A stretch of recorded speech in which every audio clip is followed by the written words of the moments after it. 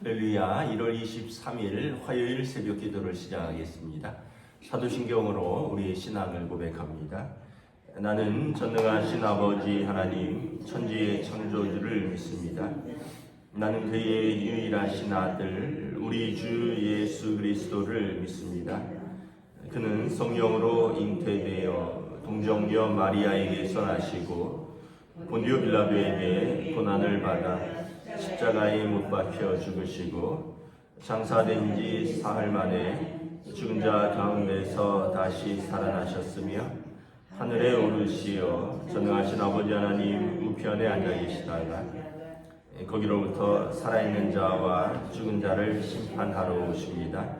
나는 성령을 믿으며 거룩한 공교회와 성도의 교제와 죄를 용서받는 것과 몸의 부활과 영생을 믿습니다.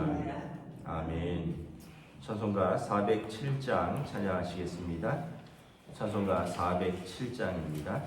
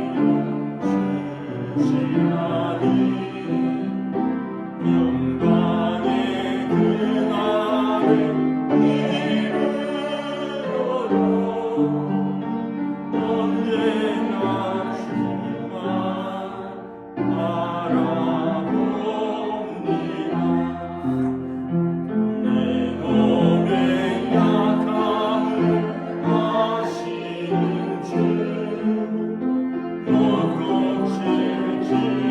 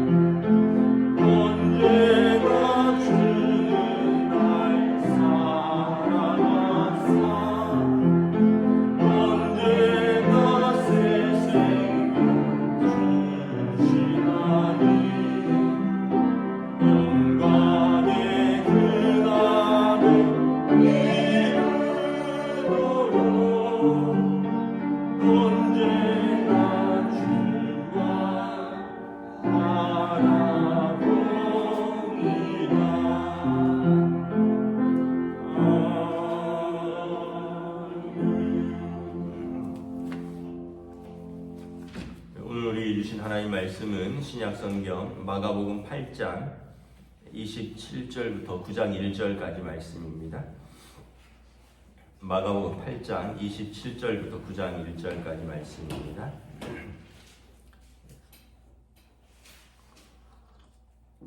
다 찾으신 줄 알고 저와 여러분들이 한 절씩 교독합니다.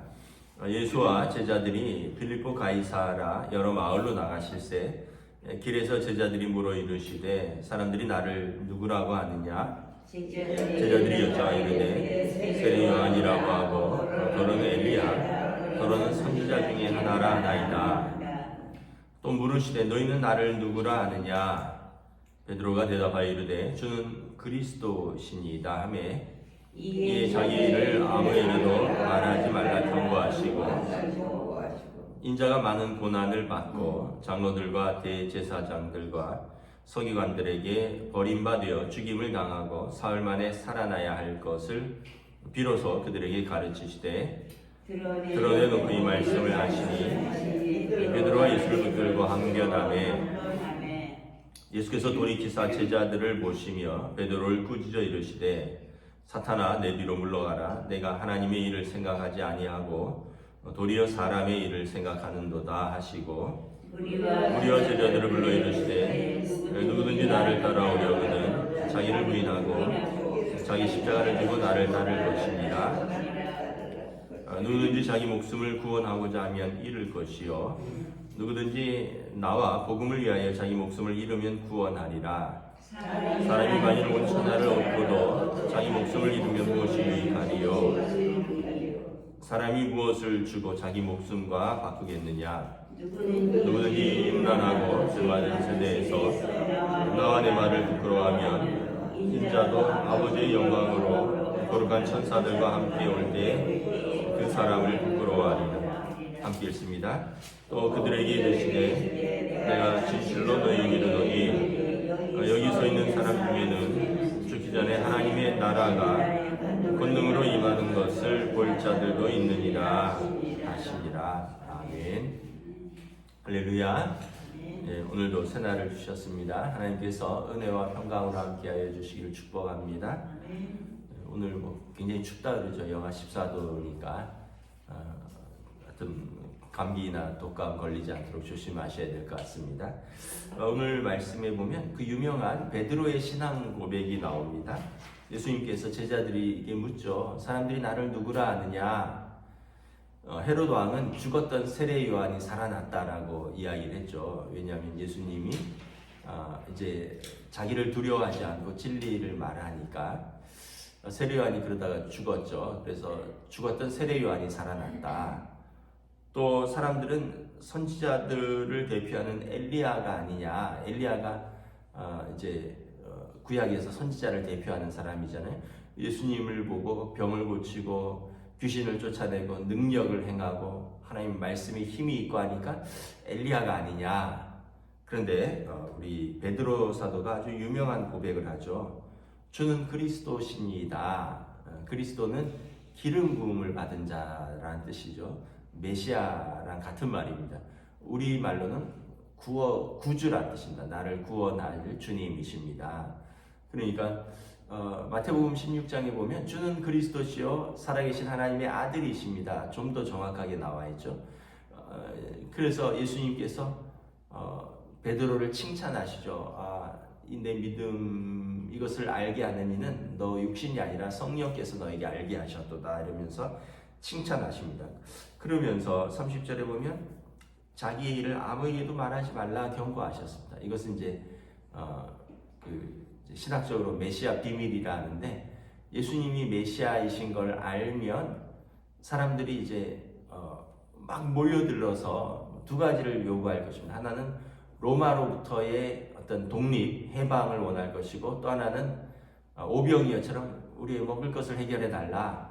예수님께서 예수님의 그리스도의 사역은 십자가를 지셔서 자기 백성의 죄를 짊어지는 건데 로마랑 싸워서 로마로부터 자기 나라를 유대 땅을 독립시켜 달라는 장군으로 세우거나 아니면 예수님한테 먹을 걸 해결해 달라고 모이거나 이러면 예수님 십자가 십자가를 지시는데 어려움이 있기 때문에 예수님께서 내가 그리스도라는 것을, 메시아라는 것을 알리지 말아라. 때가 되면 이제 드러날 것이다. 이게 이제 메시아 비밀이라고, 메시아이신 것을 일정 부분 감추십니다. 우리에게 여러분 이런 나의 신앙 고백이 무엇인가, 나의 예수님에 대한 신앙 고백이 있는가? 만약에 어떤 분이 내 병 고치는 분이시다라고 생각한다거나, 또는 어떤 분이 내 어려운 경제적 문제를 해결해 주시는 분이시다 한다면, 우리가 예수님 시대에 능력 있는 분, 또 오병이어 사건 때문에 따라다닌 것과 큰 차이가 없죠. 이거보다 더 크신 능력이 있는데, 그게 뭐냐면 우리 죄로부터 우리를 구원하시고 우리를 영원한 생명으로 인도하시는 거예요. 여러분 35절에 보면, 36절에 사람이 만일 온 천하를 얻고도 자기 목숨을 잃으면 무엇이 유익하냐. 여러분 병이 나았어요. 근데 언젠가는 돌아가시죠. 병이 다시 걸리든지 나이가 들어서. 여러분 사업이 잘 됐어요. 그렇지만 또 그 영혼을 하나님이 찾으시면 어리석은 부자의 비유처럼 큰 창고를 짓고 올해와 내년에 먹을 것을 잔뜩 저장해 두었구나, 내 영혼은 행복하다 하지만 그날 밤에 하나님이 영혼을 찾으시면 그것이 누구의 것이 되겠습니까? 그래서 자기 영혼, 자기 생명을 하나님 앞에서 구원받는 게 가장 중요한 거죠. 그래서 우리의 고백이 무엇이냐라는 거예요. 우리의 고백이. 그래서 저와 여러분들이 나의 신앙 고백이 무엇인가를 한번 잘 생각해 보아야 합니다. 그리고 한번 입술로 고백을 해 보셔야 돼요. 주는 그리스도시요 살아계신 하나님의 아들이십니다라는 이 말에는 사실 다 담겨 있어요. 그리스도, 주께서 나를 구원하실 분이시요, 주님은 하나님의 아들이십니다. 이런 고백인 거죠. 그래서 우리가 나의 신앙 고백은 무엇인가를 한번 잘 정리를 해 보셔야 됩니다. 그러면서 31절에 예수님이 베드로를 칭찬하시면서 인자가 많은 고난을 받고 장로들과 대제사장들과 서기관들에게 죽임을 당하고 사흘 만에 살아나야 할 것을 비로소 말씀하시니라. 제자들에게 예수님이 고난의 종으로 오셔서 십자가를 지시고 죽으시고 부활하실 것을 말씀을 하셔요. 이것도 이제 제자들에게 처음 밝히는 거죠. 예수님이 그리스도로서 오신 목적이 고난의 종으로 오셨다. 그런데 베드로가 예수님을 붙들고 항의합니다. 그럴 수 없다라는 거죠. 베드로는 일단은 두 가지 마음이 있는 것 같아요. 하나는 주님을 사랑해서, 아니 주님께서 죽으신다니요, 있을 수 없는 일입니다. 또 하나는 베드로도 로마로부터 유대 땅을 독립시킬 그리스도로 생각을 한 거죠. 아니 그런데 예수님이 죽으시면 우리나라는 어떻게 독립이 됩니까? 이런 거예요. 또 제자들의 마음 속에서는 야고보와 요한의 어머니가 찾아와서 했던 것처럼, 주님 나라에서 내 아들들을 하나는 우편에 하나는 좌편에 앉게 해주세요, 이런 청탁을 했잖아요. 그러니까 예수님의 나라가 이 땅에서 크고 번성한 나라, 그리고 예수님의 나라가 커지면 그 제자들은 거기서 한 자리 하는 사람으로 생각을 했을 수 있다는 거죠. 그런데 예수님이 죽으신다 하니까 안 된다라는 겁니다. 예수님께서 베드로를 책망하십니다. 물러가라, 사탄아, 내 뒤로 물러가라. 마태복음에 보면 베드로를 되게 칭찬하셨는데 바로 이어서 사탄아 물러가라. 내가 하나님의 일을 생각하지 않고 도리어 사람의 일을 생각하는구나. 우리가 사람의 일을 생각하면 하나님의 일을 가로막을 수 있다는 거죠. 그렇다면 하나님의 일을 가로막는 것은 사탄이 하는 것 아니냐. 그러면서 베드로를 책망을 하십니다. 우리가 한번 생각을 해봐야 되죠. 하나님의 일을 가로막으면 이것은 사탄의 어떤 쓰임을 받을 수 있는 거구나. 또 우리가 내 영광, 내 어떤 성취를 추구하면 하나님의 영광과 하나님의 일이 이렇게 방해가 될 수 있구나. 베드로가 사실 굉장히 나쁜 말은 아니잖아요. 예수님 죽으시면 안 됩니다, 이런 거잖아요. 그런데 예수님께서는 그렇지 않다. 네가 하나님이 사람의 일을 생각하여 하나님의 일을 가로막는도다라고 말씀을 하시는 겁니다. 그래서 예수님이 제자도를 말씀하십니다. 34절에 누구든지 나를 따라오려거든 자기를 부인하고 자기 십자가를 지고 나를 따를 것이니라. 그래서 여러분 제자도는 뭐냐면 자기 영광을 추구하고 자기 성취를 추구하고 자기 소원을 이루는 것이 아니라 하나님 영광을 추구하고 하나님 나라의 일들이 이루어지기 위해서 자기를 부인하고 자기 십자가를 지는 사람들입니다. 그래서 저와 여러분들이 아마 2단계까지 돼야지 완전한 주님의 제자가 되지 않을까. 자기를 부인하고 자기 십자가를 지고.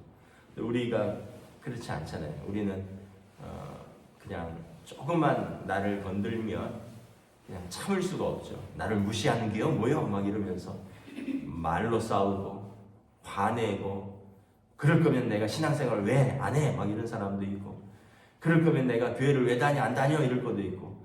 우리가 아직 그냥 펄펄 살아있는 거예요. 우리가 살아있다 보니까 하나님의 영광도 하나님의 뜻도 잘 모르고 자기 영광과 자기 성취와 또 자기 소원에 집중을 하는 것이 아닌가.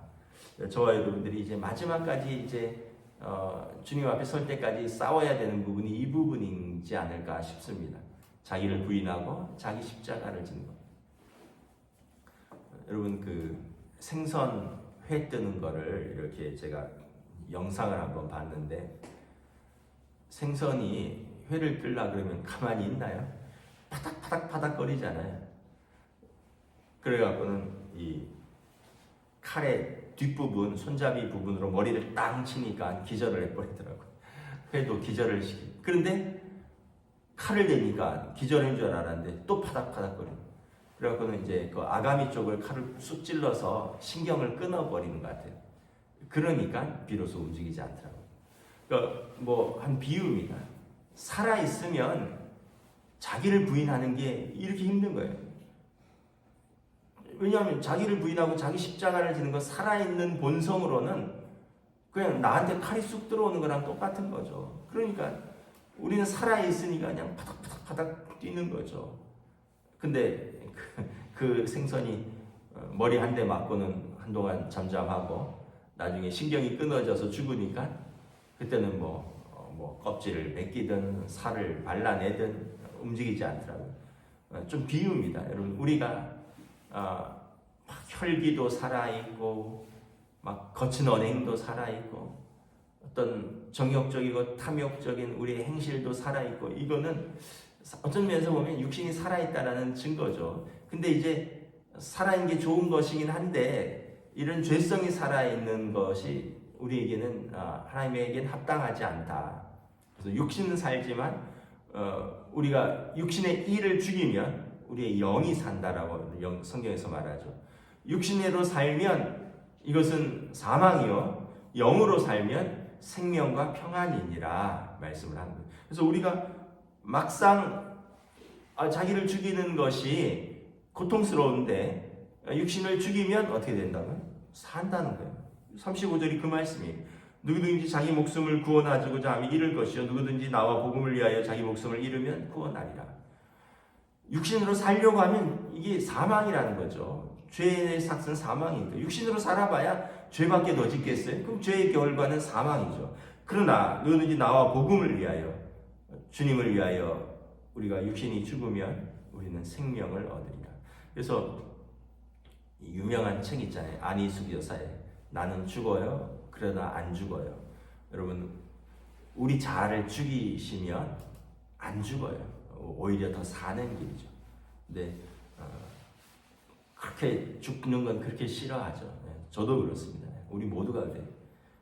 우리 자존심 건들고 또 우리 어떤 약점 건들고 이러면 우리는 그걸 못 견뎌요. 그런데 주님은 우리를 위해서, 우리의 기쁨을 위하여 십자가를 지셨고 부끄러움을 개의치 아니하셨다는 걸 한번 기억을 해봐야 돼요. 36절에 사람이 만일 온 천하를 얻고도 자기 목숨을 잃으면 무엇이 유익하리요? 그래서 여러분, 사람이 많은 성취를 이뤘어요. 근데 결국은 그 목숨을 잃으면 그 성취가 어떻게 되겠습니까?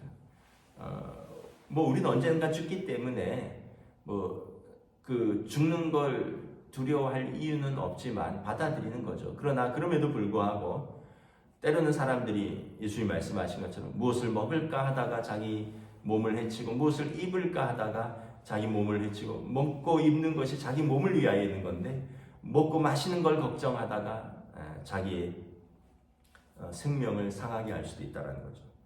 결국 우리는 어떻게 하나님의 뜻대로 살아가기를 힘쓰면 하나님께서 우리 삶을 인도하신다는 것을 믿는 것입니다.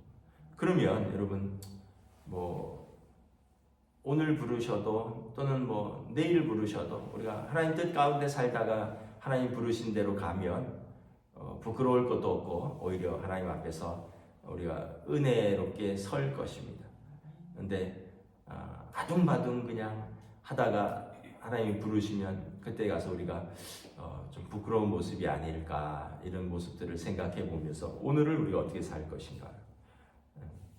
38절에 여러분, 누구든지 이 음란하고 죄 많은 세대에서 나와 내 말을 부끄러워하며 인자도 아버지의 영광으로 거룩한 천사들과 올 때에 그 사람을 부끄러워하리라. 여러분, 이 음란하고 죄 많은 세대에서 예수님을 부끄러워하면, 여러분, 예수님이 부끄러우면 예수님도 우리를 부끄러워한다는 거예요. 여러분, 예수님을 우리가 자랑스러워하면 예수님께서도 그 나라에서 우리를 자랑스럽게 맞이할 것입니다.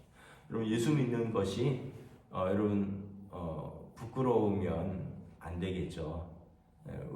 그러면 우리는 또 예수 믿는 것을 또 부끄럽지 않도록 예수를 믿어야 될 것이고, 우리 하나님과 사람들 앞에서 예수 믿는 것이 부끄럽지 않고 당당하게 믿음으로 살라라고 말씀을 하십니다. 우리가 이제 이렇게 예수 믿는 것에 대해서 이 시대가 되게 비판적이에요. 물론 우리가 잘 못해서 그럴 겁니다. 우리가 잘 못해서 이 시대 사람들이 예수 믿는 것들이 저렇다고, 뭐 우리랑 뭐가 다르냐고, 내지는 우리보다 더하다고 이렇게 말도 하면서 우리 잘못이 큰데, 그럼에도 불구하고 우리는 다른 거는 다 부인해도 예수님을 부인할 수 없죠. 자기를 부인하고 자기 십자가를 져야지 예수님을 부인할 수 없는 거죠. 세상을 사랑하면 예수님을 부인하게 되고요. 또 여러분, 세상을 두려워해도 예수님을 부인하게 됩니다. 우리는 주님을 사랑하고 우리는 하나님을 두려워하는 사람입니다. 오늘날도 이 믿음으로 우리의 삶의 자리에서 여러분, 제자의 삶을 우리가 작게 담아 믿음으로 살아가시기를 우리 주님의 이름으로 축복합니다. 기도하겠습니다. 하나님, 은혜를 감사합니다. 많은 사람들이 메시아가 오면 그 당시에 로마로부터 유대를 독립시키는 그런 힘있는 메시아, 정복자 메시아로 생각했습니다. 또한 어떤 많은 사람들은 능력의 종으로서 예수님이 오시면 우리 가난을 해결하고 떡을 해결할, 오병이어 기적을 해결할, 하늘로부터 만나를 모세처럼 내려다주는 그런 기적을 해결했습니다. 다시 말하면 먹고 사는 것을 해결하고, 다시 말하면 자기 나라만을 세우는 그러한 예수님으로 생각했는데, 예수님은 온 세상의 구주로 오셔서 모든 백성의 죄를 짊어지고 십자가에서 죽으시는 고난의 종으로 오셨다라고 말씀합니다. 오늘 우리의 신앙 고백은 어떠한가 다시 한번 돌아봅니다. 우리의 신앙 고백은 우리 죄를 짊어지시고 십자가에 죽으시고 우리를 죄에서 자유케 하시고 사망 권세로부터 자유케 하시는 그 생명의 주님임을 고백할 수 있기를 원합니다. 오늘도 이 고백 가운데 부끄러워하지 아니하고, 오늘도 자기를 부인하고 자기 십자가를 짊어지는 제자의 길을 우리의 삶의 자리에서 용기를 내어 한 발자국 내딛는 저희들로 인도하여 주시옵소서. 감사를 드리오며 우리 주 예수 그리스도 이름으로 기도드리옵나이다. 아멘. 하늘에 계신 우리 아버지, 아버지 이름을 거룩하게 하시며 아버지의 나라가 오게 하시며 아버지의 뜻이 하늘에서와 같이 땅에서도 이루어지게 하소서. 오늘 우리에게 일용할 양식을 주시고 우리가 우리에게 잘못한 사람을 용서하여 준 것 같이 우리 죄를 용서하여 주시고 우리를 시험에 빠지지 않게 하시고 악에서 구하소서. 나라와 권능과 영광이 영원히 아버지의 것입니다.